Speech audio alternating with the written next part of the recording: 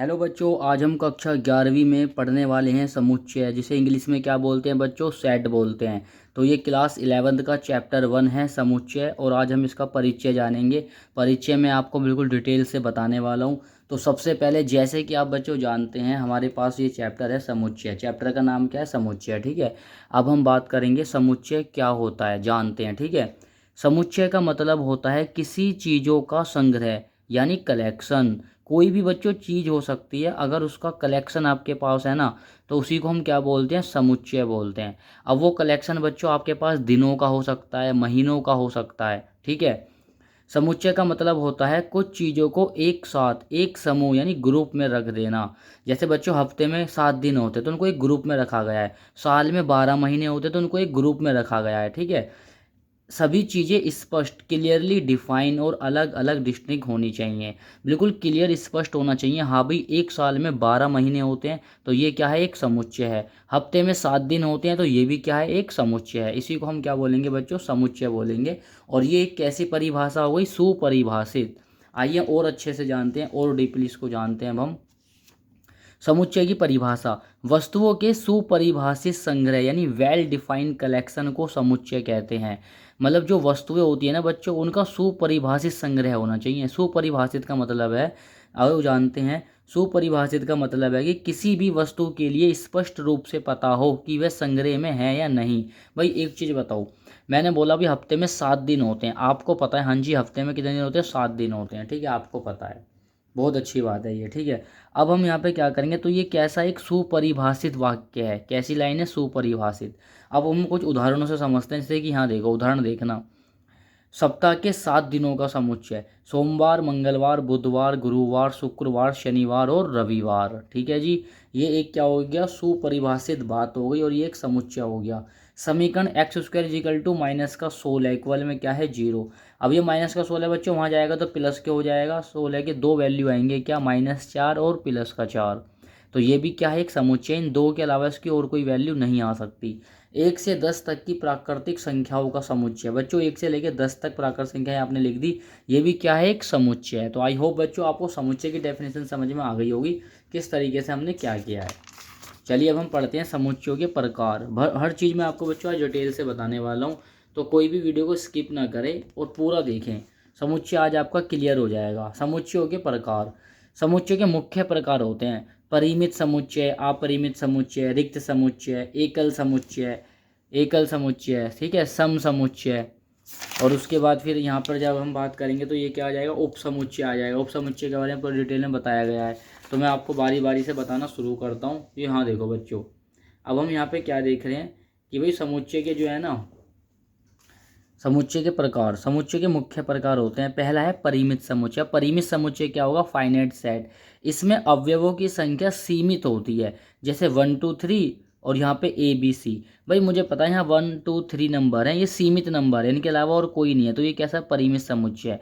यहाँ पे ABCD के 3 अल्फ़ाबेट लिए गए हैं, कौन कौन से? A B और C लिए गए हैं, तो ये भी कैसा होएगा बच्चों? एक परिमित समुच्चय होगा। आई होप आपको समझ में आ रहा होगा। ठीक है, अब हम बात करेंगे अपरिमित समुच्चय की, यानी इनफिनिट सेट। इसमें अवयवों की संख्या असीमित होती है, जैसे 1 2 3 डैश डैश करके जा रहा है। यहाँ पर हमें पता नहीं है कि कितने नंबर हैं, डैश डैश करके जा रहा है ना, तो यहाँ पे हमको पता नहीं है, तो ये क्या हो जाएगा? अपरिमित समुच्चय। ये एक अपरिमित समुच्चय है। अब बात करेंगे रिक्त समुच्चय की। तो रिक्त समुच्चय क्या होता है ये जानते हैं। इसको बच्चों एम्प्टी सेट बोलते हैं। यह वह समुच्चय है जिसमें कोई भी अवयव नहीं होता, कोई भी एलिमेंट नहीं होता। इसे हम क्या बुलाते हैं बच्चों? इसे हम मंजिला ब्रैकेट बोलते हैं, इसको ब्रेसिस बोलते हैं। ठीक है, इस करली ब्रैकेट बोलते हैं। इसको हम इससे रिप्रेजेंट करेंगे या फिर करेंगे फाई से। जब आप क्वेश्चन सोल्व करोगे, आपको कहीं भी फाई और ये वाला ब्रैकेट दिखाई दे तो समझ जाना बच्चों, हम रिक्त समुच्चय की बात कर रहे हैं। आई होप आपको समझ में आ गया होगा। अब आता है एकल समुच्चय। अच्छा, एकल समुच्चय में क्या है देखो, यह वह समुच्चय है जिसमें केवल एक ही अवयव होता है, बस एक ही अवयव होगा। जैसे कि यहाँ पे देखो क्या है, यहाँ पे ए है, एक ही अवयव है, तो बच्चों जब एक ही अवयव होगा तो हम उसे बोलेंगे एकल समुच्चय। अब बात करते हैं हम सम समुच्चय की। सम समुच्चय को बोलते हैं इक्वल सेट। दो समुच्चय सम होते हैं यदि उनके अवयव क्या हो बच्चों? समान हो। जैसे कि देखो यहाँ पे एक हमें ये दिया है 1,2 दिया हुआ है, ठीक है, 1,2 दिया हुआ है। सेम इसके आगे क्या दिया है? 2,1। इनको पलट के लिखा है, लेकिन बच्चों देखो 1 यहाँ पर है, यहाँ पर भी है, 2 यहाँ पर है, यहाँ पर भी है, तो इसको हम क्या बोलेंगे, सम समुच्चय। क्योंकि डेफिनेशन क्या कहती है, दो समुच्चय सम होते हैं यदि उनके अवयव क्या हो, समान हो। तो यहाँ पे अवयव क्या है बच्चों, समान है। ठीक है, यहाँ भी दो अवयव हैं, यहाँ भी दो अवयव हैं और समान भी हैं, यहाँ भी 1 और 2 है और यहाँ भी 1 और 2 है, तो इसलिए इसका नाम क्या पड़ा, सम समुच्चय। चलिए अब हम आगे बात करते हैं एक इम्पोर्टेंट समुच्चय की। ये है बच्चों थोड़ा सा इम्पोर्टेंट समुच्चय, ए हो गई कॉपी सेट। अब देखिए यहाँ पे 6 वाले को देखना, उप समुच्चय यानी हम इसको क्या बोलते हैं, सबसेट बोलते हैं। यदि कोई समुच्चय ए के सभी अवयव किसी समुच्चय बी में मौजूद हों तो ए बी का उप समुच्चय कहलाता है। कह रहा है कि बच्चों ए के अगर जो अवयव हैं अगर वो बी के अवयव में मौजूद हैं तो उसे हम क्या बोलेंगे, ए को बोलेंगे बी का उपसमुच्चय। इसको हम ऐसे रिप्रेजेंट करेंगे, ए इस तरीके का साइन बनेगा उपसमुच्चय का और बी, ये लाइन हमें बताती है कि यहाँ ए उपसमुच्चय है किसका, बी का। एक उदाहरण के साथ समझते हैं। उदाहरण में बच्चों ए हमें क्या दिया है 1,2 और बी हमें दिया है 1,2,3,4। यहाँ ए के सभी तत्व बी में मौजूद हैं। देखो ए के सभी तत्व यानी 1 बी और 2 बी वो बी के अंदर मौजूद हैं बच्चों, मौजूद है ना, तो इसी बात को हम क्या बोलेंगे, यहाँ ए के सभी तत्व बी में मौजूद हैं, इसलिए जो ए है बच्चों वो क्या है, बी का उपसमुच्चय है। आई होप आपको समझ में आ गया होगा। अब थोड़ी इसकी कुछ बेसिक बातें समझ लेते हैं। हर समुच्चय का शून्य समुच्चय एम्प्टी सेट उसका उपसमुच्चय होता है। कोई बच्चों समुच्चय अगर उसका शून्य समुच्चय हुआ ना, वो यानी खाली हुआ, कुछ नहीं है उसके अंदर, तो उसका वो खुद का ही क्या होगा, उपसमुच्चय होगा। नीचे वाली लाइन से और क्लियर समझ में आएगा। हर समुच्चय स्वयं का भी क्या होता है, उपसमुच्चय होता है। जैसे ए और यहाँ भी ए, मतलब ए के एलिमेंट क्या थे 1,2, फिर एक और ए है उसके एलिमेंट भी क्या है 1,2, तो यहाँ पे क्या हो जाएगा, ए का उपसमुच्चय हो जाएगा। ठीक है जी, बाकी आप क्वेश्चन करोगे तो और क्लियर समझ में आएगा आपको। अब आता है गैर उपसमुच्चय। गैर उपसमुच्चय को उदाहरण देख सकते हो आप, जो कि नोटा सबसेट, वो सबसेट नहीं होता। भाई ए के तत्व क्या है, अवयव क्या है 1,5 और बी के क्या है 1,2,3,4। अब हम यहाँ देख रहे हैं कि ए का तत्व जो 5 है ना बच्चों वो बी में नहीं है, तो इसलिए ये क्या है, गैर उपसमुच्चय है। कैसा है ये, गैर उपसमुच्चय। तो साइन बना के ऐसे काट देंगे। आई होप बच्चों आपको समझ में आ रहा होगा। अब हम चलते हैं आगे की तरफ। हमारा बच्चों 7 नंबर पे आता है घात समुच्चय। क्या आएगा 7 नंबर पे, घात समुच्चय आएगा, जिसको हम बोलते हैं पावर सेट। यदि ए कोई समुच्चय है तो उसका घात समुच्चय वह समुच्चय है जो ए के सभी उपसमुच्चय को शामिल करता है।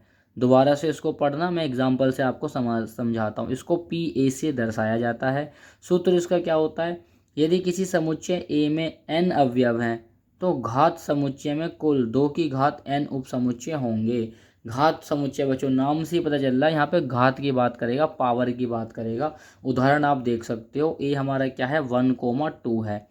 अब यहाँ देखेंगे पी ए देखेंगे बच्चों ध्यान से, तो सबसे पहले क्या आएगा एम्प्टी समुच्चय, फिर क्या आएगा 1 और फिर क्या आएगा 2 और फिर ये दोनों आ जाएंगे एक साथ, तो 1 2 3 4 उप समुच्चय हैं यहाँ पे।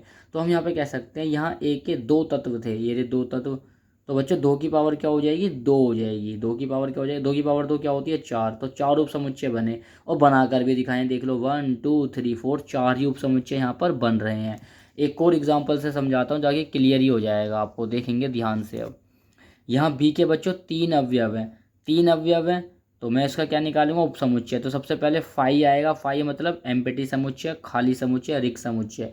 फिर ए को लिखूंगा, फिर बी को लिखूंगा, फिर सी को लिखूंगा, फिर इन दोनों को लिखूंगा ए बी को, फिर ए के साथ सी को भी लिखूंगा, फिर बी के साथ सी लिखूंगा और फिर तीनों को एक साथ लिखूंगा। इसके अलावा तुम कुछ और नहीं लिख सकते, चाहे आप लिख करके देख लेना।